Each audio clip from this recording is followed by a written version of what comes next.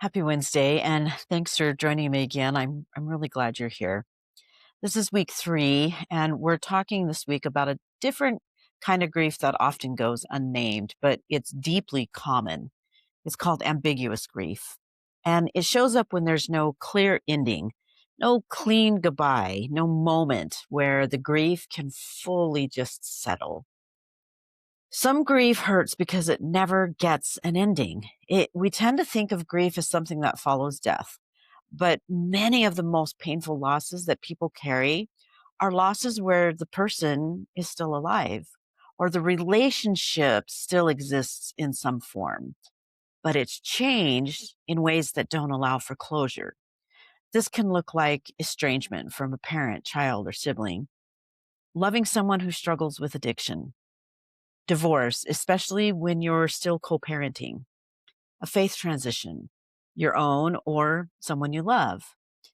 In these situations, the loss isn't final, but it isn't whole either. And in that in between space, there's some incredible painful things happening. And this kind of grief, it can also show up when someone you love is still here, but illness slowly takes them away. I lived this in my marriage. I grieved my husband long before he died. His body was here, but piece by piece, his health changed who he was able to be, how we connected, what we shared, what our future could hold. There was no clear moment that said, now you start grieving. It was just a long, quiet ache of loving someone who was still alive while losing parts of them over time. That is ambiguous loss. And this kind of grief also holds space for pregnancies that end without a living child to hold, miscarriage, stillbirth, adoptions. Losses that are often minimized because others couldn't see the bond that already existed. Because attachment doesn't begin at birth. Love doesn't require time to be real. And grief doesn't need permission to be valid. These losses matter. They count. They deserve to be named.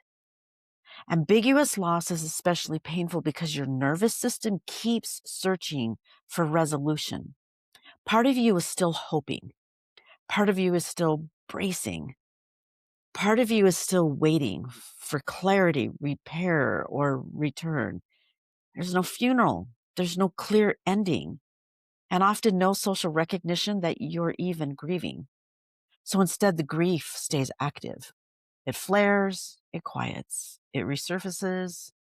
And many people find themselves asking, like, why am I still hurting over this? The answer isn't weakness. It's attachment. It's love. It's how we're wired. With ambiguous loss, the goal is not closure, because closure may never come. Instead, healing often has to begin with naming the loss without rushing to fix it, allowing mixed emotions to exist together, love and anger, hope and grief, longing and acceptance, letting go of the idea that clarity is required for peace. Sometimes the work is learning how to live with unanswered questions without letting them take over your life. That's not giving up. That's wisdom. So if this kind of grief resonates with you, the next thing I'm going to say is for you. You're not broken for still caring. You're not falling or you're not failing because you're still hurting. You're not doing grief wrong because there's no neat ending. Some losses don't ask us to close the door. They ask us to learn how to breathe in the doorway.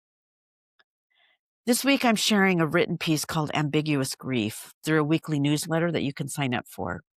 It's not meant to explain anything or tie this up neatly. It was written to sit with what doesn't resolve.